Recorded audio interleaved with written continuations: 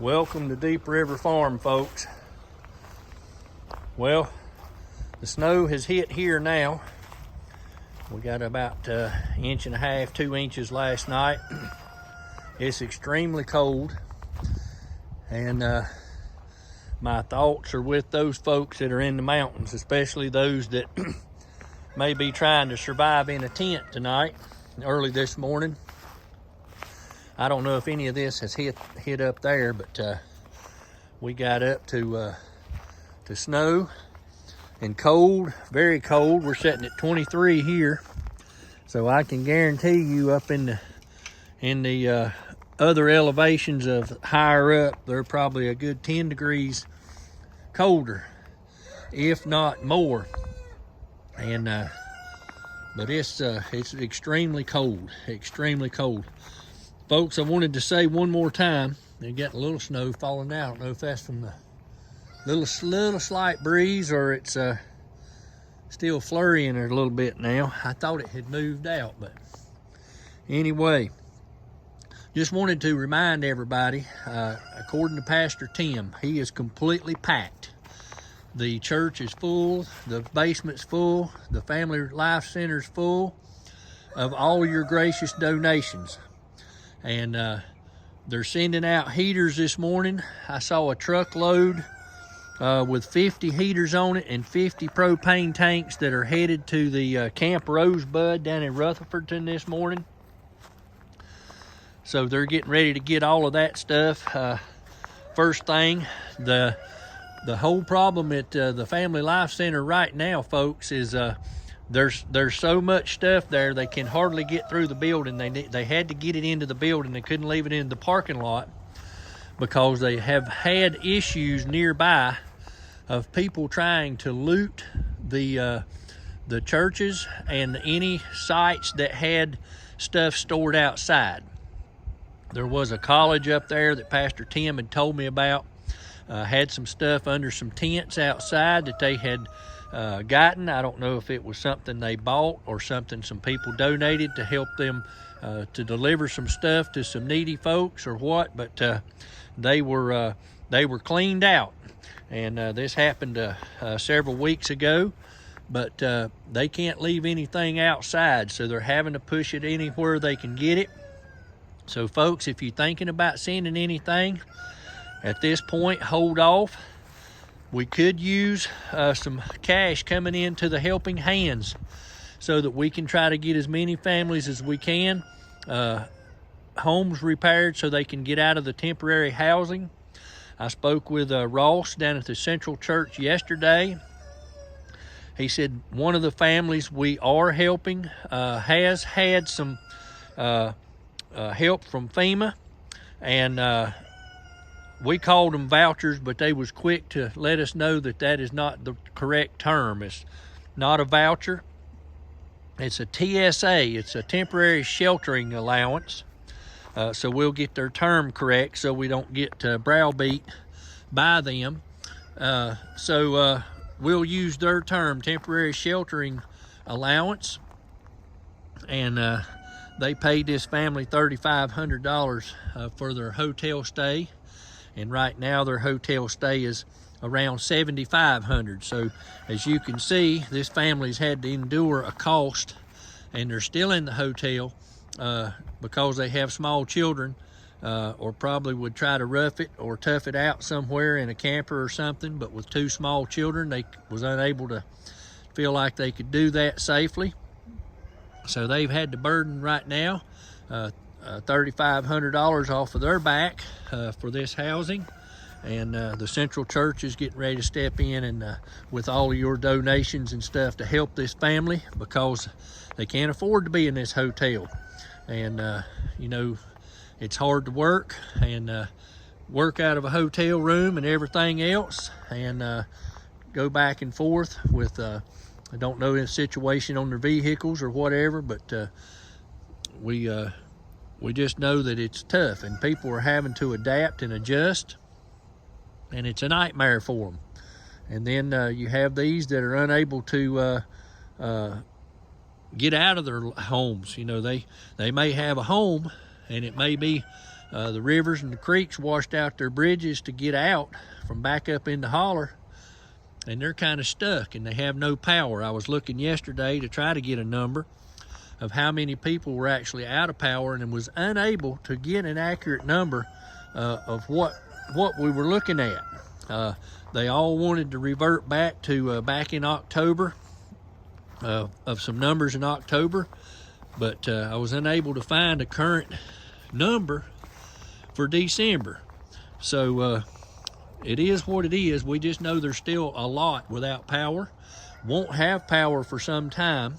So you're looking at those homes running off of a generator. We've got generators back in there to as many as possible that we knew of, and been supplying heaters and propane to these folks that we knew of. And you know, there's still folks back up in the hills now. Those people are very resilient. They're very prepared. If you talk about somebody that might be a prepper, those people in the mountains are going to be those folks, because they have gardens, they have cattle, they have chickens, they have goats, and you know, some of them have even have dairy cows. So those folks can survive. You know, the wood stoves and stuff, and there's no plan that they hadn't made, you know, some arrangements for. They're used to being knocked out of power for days because a tree may fall across the line or whatever. As the power comes across the mountain, that's very common up there. So, you know, they're prepared to a degree, not for 2 months, but, you know, they're prepared. And we still finding people that hadn't seen people or needing help. You know, they're finally running out of food and they're coming out and needing stuff. So we're trying to help them. But folks, it's very cold this morning. I've got to get my chickens fed. And I just wanted to let you know, even down here on the flat areas outside of the mountain area up there, cold and snowing here, and we've got about 2 inches. But folks, I appreciate y'all sending in all these donations, but like I said, hold off for a bit. We'll let you know when we start running into some issues where we need some resupplies of stuff. But the biggest money that is needed now is for the helping hands, to help these families we've got set up to try to help. And that's the only way we're going to get these folks out of temporary housing that's costing them an arm and a leg. We have some of them that are living with their elderly parents, and some of them are living with family members. And some of them are still living in the house that's being renovated on the second floor of a mud-filled house.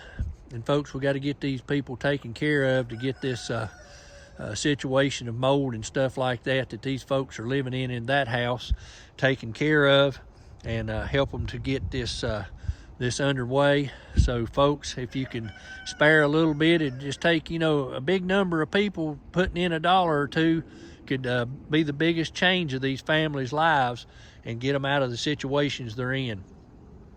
I appreciate you watching this morning. I appreciate Brother Steve Poplar over on the Poplar Report. He has called upon us yesterday to be interviewed on the Poplar Report, and we was tickled. He called and has a big interest in what's going on in North Carolina in the mountains, and has his people on that channel have stepped up and sent a number of heaters and blankets and sleeping bags and all kinds of stuff that was needed to live off the grid and in the cold. Some sent some of these small tent wood stoves and things like that. And folks, this is going to be put to use. Camp Rosebud's going to get a big haul in this morning of heaters and a whole lot of other stuff. So John Ward of the Appalachia channel, get ready. Your folks is getting ready to have a big load of warmth come in from Operation Mountain Relief. Those are the 21 churches that have partnered up and been supplying the Bethel Wesleyan Church, who is now a big distribution center for Western North Carolina folks that are in need. And of those churches involved. Midway is the head church, so to speak, of the Operation Mountain Relief, which was getting warmth and food and stuff up into the mountains, and then the central church is handling the rebuilding and reconstruction phase of helping the families through the Helping Hands. And then we have the First Baptist Church of Denton, North Carolina, who is handling Project Santa to make sure these children are going to have a Christmas this year. And right now we are fully funded to handle 100 children, and the money continues to flow into Project Santa. And folks, if you are making a check out for any of the organizations that I've just spoke of, those will be listed in the description underneath this video. You just need to click the More button and then click it again, and you'll see it, and it'll tell you all about where you can send donations to help Operation Mountain Relief, or help the Helping Hands, or Project Santa. And those funds are going directly to Western North Carolina, 100%. There's no operational cost from any church that is involved in this. All money goes to the mountains, to those folks who need it so desperately. So folks, I appreciate you joining us this morning, and I appreciate you doing what you've done. You have no idea how many lives you've saved, and how many people you're keeping warm presently. I appreciate you joining us. Y'all have a blessed day. It's getting very cold, and I got to get these chickens fed. So y'all stay tuned for more videos, and thanks for watching. Have a blessed day.